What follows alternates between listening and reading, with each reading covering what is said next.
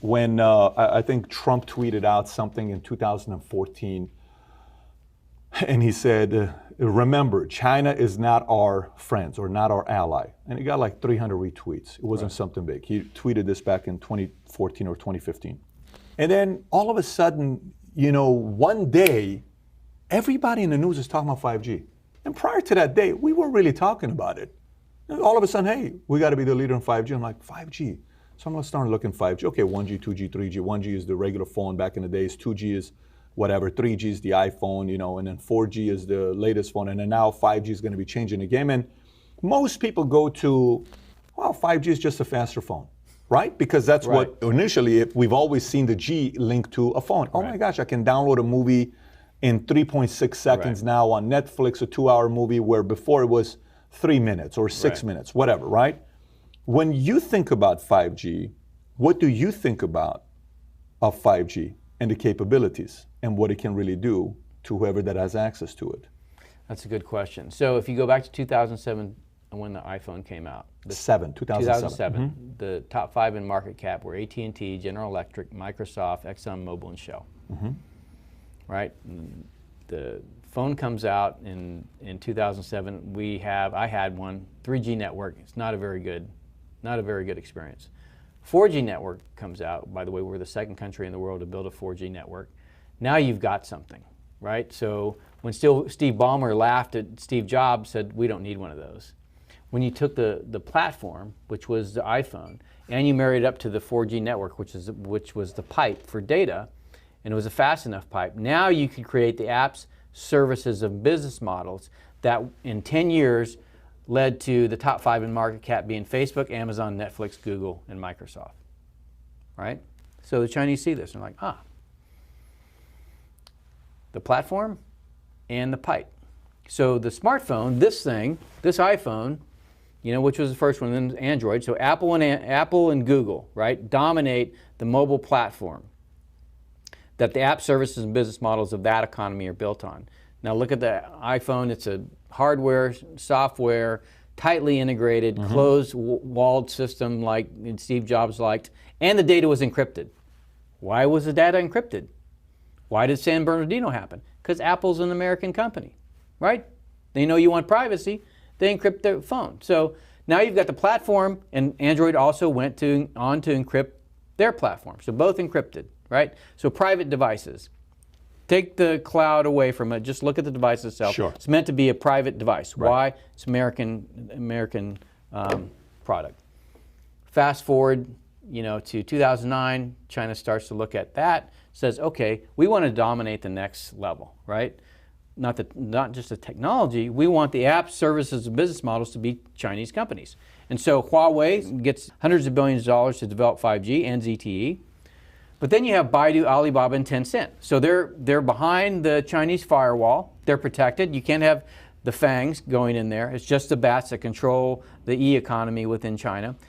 And then you start, at the same time you're developing 5G, right, the platform, and I'll get to that in a second, but you're also developing Baidu, Alibaba, and Tencent. So now when you walk into, and you're starting to see the emergence of the 5G world in China. So you walk into a restaurant after you've ordered your food, and a camera picks you up, and you said, hey, David, welcome, here's your food, right? So you're starting to get the feel of what a 5G world is. And what is a 5G world? The platform is the network. So this is mobile computing paired with a pipe. 5G is computing and networking combined on the same platform. So this goes away. You walk outside your door and you say Uber. You don't get on your phone and say, I want an Uber. You just say Uber. Camera picks up your face or a microphone picks up you. Come on. That's what 5G is. That's what 5G is. And then the Uber shows up. There's a camera on the car that sees you, knows who you are, don't have to ask you your name. You get in and you go to wherever you want. You get out and you go do whatever you want. So in this world, in the 4G world, this is a platform. It's yours, right? You don't want to be part of that, all of that data. Remember we just talked about how do you influence society? You don't want all that data to be out there about what you're doing. Just don't carry one of these, right? Just opt out.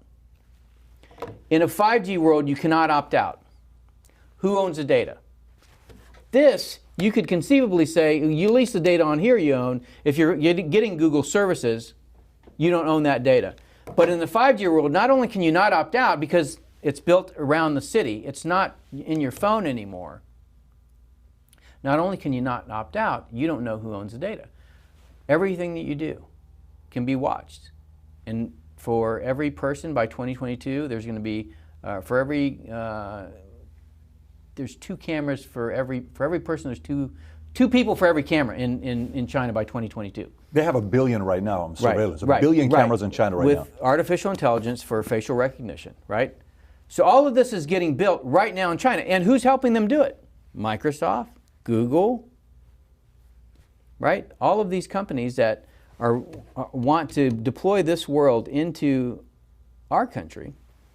So Baidu, Alibaba, and Tencent, that's where the world goes. It goes from 2007, AT&T, GE, and Microsoft to the FANGs to the BATs, right? Who owns the pipes? Me as a B2 guy, the first thing I look at in the country is where's the telecommunications? Got to take that out, number one. But if rather instead of taking it out, you own or control it, so Huawei builds the pipes, then because you're behind the Great Firewall, you've built the app services and business models of the 5G world. And you're, like I said, you're already starting to see that. You know, where your facial recognition is built into your interaction when you go into a restaurant, or when you go into a store, or when you go into a bank. You know, everything's about, you know, the device is connected. Then as you build the network, then those proliferate. So 4G network, 10,000 devices per square mile. 5G network, 3 million devices per square mile. You're not going to carry 12 smartphones.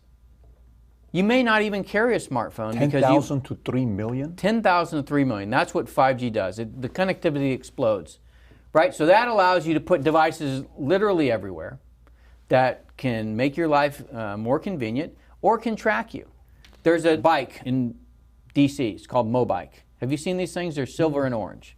Look out for them next time you're in DC. They're silver and orange, called Mobike. They had them when I was in 2016 when I get to Beijing. You take your phone, and by the way, I took a phone, right, a phone that I threw away when I got home, and I had said, you threw it away when you got home. I threw it away when I got home. Load all the apps on it that a Chinese person has so I can understand what they do. You never have to carry a wallet. You never have to carry a key. It's all done on your phone. You can pay anybody, anywhere for anything, and they do. 900 people are on WeChat, and they spend 90% of their time in app doing things, or, you know, ordering airline tickets, buying food, whatever you want. You can have anything you want. 900 people or 900 million? 900 million people. Okay, so let me explain to you how effective what they built is. I have one of the guys working for me on one of these Mobikes. Now, the Mobike it's just parked there in the street with a lock on it. You go over, you hit a QR code on your phone, it unlocks the bike, you get on it, you ride it, and you lock the bike. Okay, so where does that data go? They know it's you. You got on that bike, you went 2 locations, okay, or you went to a location, so that data is available. So I have one of my guys, he gets on a Mobike, rides somewhere, has his iPad in the basket, gets off the bike, comes back to the embassy, and realizes, I forgot my iPad. Goes into the regional security office and says, I forgot my iPad and my bike. Calls a local public security bureau, and those guys call the guy that's got his iPad on his phone, on his cell phone, and say, can you bring the iPad back to the embassy? That's how wired Beijing is right now.